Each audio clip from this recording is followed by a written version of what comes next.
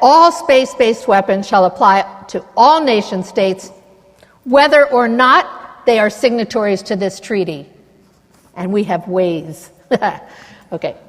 The treaty shall enter into force upon the signing and ratification of just the first 9 signatory nations. This treaty is open to all nation states for signatures. If they don't sign it, they can come into it at any time. And then I just wrote some little points of clarification at the end, but we've pretty much gone over them, that this treaty does not ban weapons located on Earth. It bans the weaponization of space, not the militarization. I have redefined these words many years ago, and now you see the word weaponization appearing. It's because the militarization of space you and I can redefine. And that's what we need to do, because look, these militaries are not going to dissolve and disappear and go away. Ain't going to happen. And they're so well funded. They're so well organized.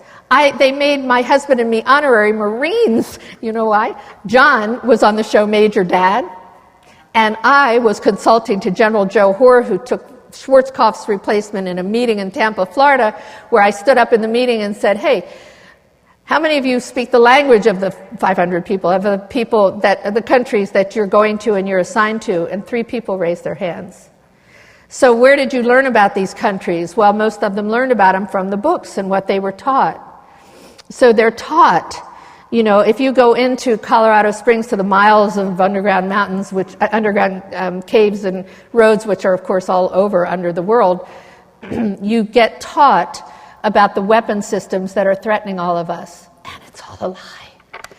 It's a lie. Because we're not enemies. And if you go to different places, we just need to learn about each culture, and we need to respect each culture. And we can't even do it on this planet. So how can some of these people do it related to the off-planet culture, to the cosmic culture issue? You know, we've got to get people on this planet to respect and understand each other's cultures. We've been working our butts off for this for years, but now we have a new way of doing it by bringing in the cosmic cultures, because there is no evidence of them being hostile, trying to take over our planet. It's not happening, and it's not going to happen, and that's the message I came in with from the ETs themselves. So we have redefined giving the military a new role to play in space that will trickle down, because once we get this treaty signed, we put a literal lid on this war machine, and it has to transform. And most of those guys don't care what they do. In fact, some of them have said to me, we'd rather pave a safe way into space and build modules in space. Wouldn't that be fun? I mean, most of these kids that go to war and put on their uniforms for these, what I call suicide missions. We talk about suicide missions coming over here with people that are angry with what we've done, as though they're jealous of what we're doing. What? I mean, people are trying to communicate with each other. And we have a way of doing it by bringing in this most important issue, because now we've got a strategy, and the strategy is all within this treaty if you would take time to study it. It will be, by the way, on the Open Minds, openminds.tv. It's been launched already, this treaty, so you can download it. It will be on a Facebook page that a University of Indiana student called me in the middle of the night and said that if I'd give it to her, she did launch it onto something called, on Facebook, Cosmos Treaty.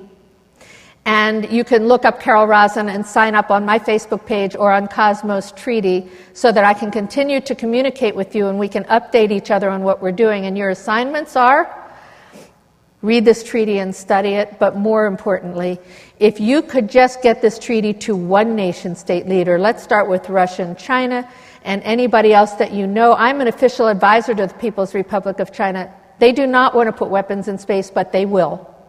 I've been to Russia, like I said, many times. Their position until recently has always been that they wanted to ban space-based weapons and not work on missile defense, but all these countries see what's going on from this aggressor nature country. And so they feel that they have to retaliate or be bigger or join in with NATO or get extended business and trade, whatever their reasons are. We have a chance now to get them to all get on the same page if we can do it. If we can let go of everything in our past for a minute, of everything that we know, and just focus and get on one page together, this page, and get it to the world leaders. And as many people as can do it, just keep sending it until they start to see that we have an educational tool, but that it's real. It's not a hoax. It's not just to have this be a piece of paper to read.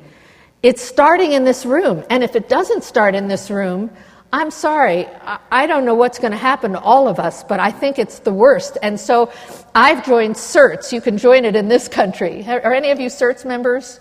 The Community Emergency Response Team that's local all over the country. And I've become a first emergency responder. I'm a first responder. I wear a helmet and says CERTS. I put on a vest and I go to, and I've got my CPR training.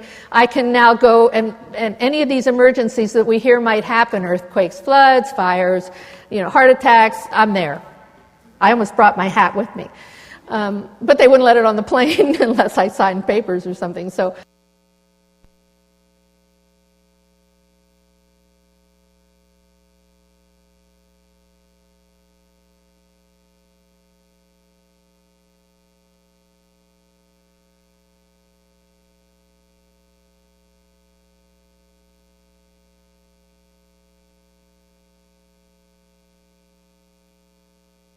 I can project, but okay. The CERTS, Community Emergency Response Team, I highly recommend you look it up in your neighborhood because it's free. You don't have to pay for all these courses that you can take in how to get trained for an emergency. That's one thing. And guess who funds it?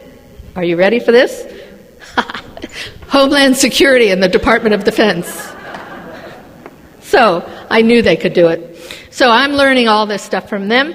But I'm renaming it the Cosmos Emergency Response Team, and I hereby appoint all of you as first responders to the Cosmos Emergency Response Team, because we're in a state of emergency on this planet, and we all know it, and this is a way out of it. And we are all children of the universe. And a good friend of mine put together something that kind of says it all. John Denver, who wanted to fly into space. And we talked a lot about this issue, and he knew. So I want now for the guys in the back room to put up the message from John Denver that I want to bring in to share with you.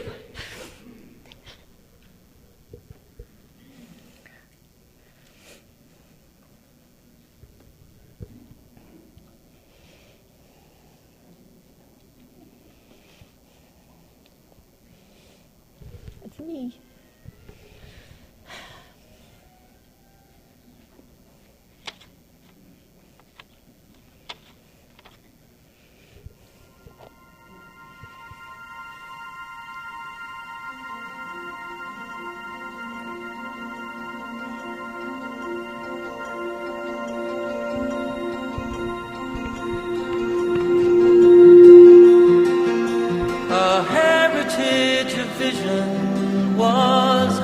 To us all, to smell the rose's fragrance, to hear the songbird call, to watch the distant moonlight fill the coming of the tides, to understand that life is more than always choosing sides.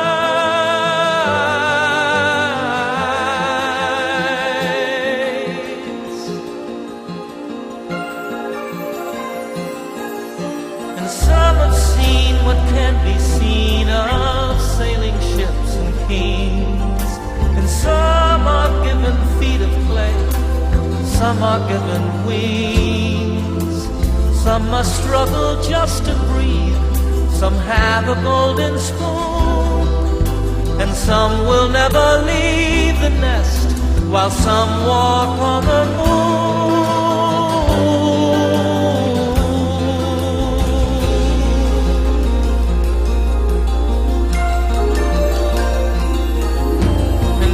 You know the life that lives within the silent hills is just as rich and beautiful and just as unfulfilled as man with all his intellect, his reason and his choice.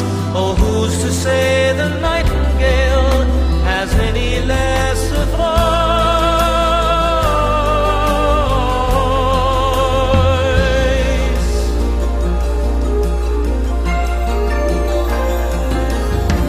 Silver dolphins twist and dance and sing to one another. The cosmic ocean knows no bounds, for all that live are brothers. The whippoorwill, the grizzly bear, the elephant, the whale, all children of the universe, all weavers of the tale.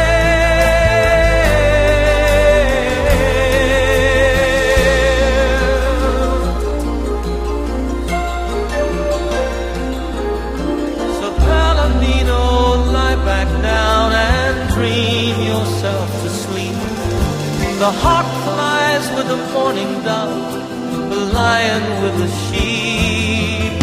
As far away as you may go, we'll never be apart. It's in your dreams that you will know the seasons of the heart.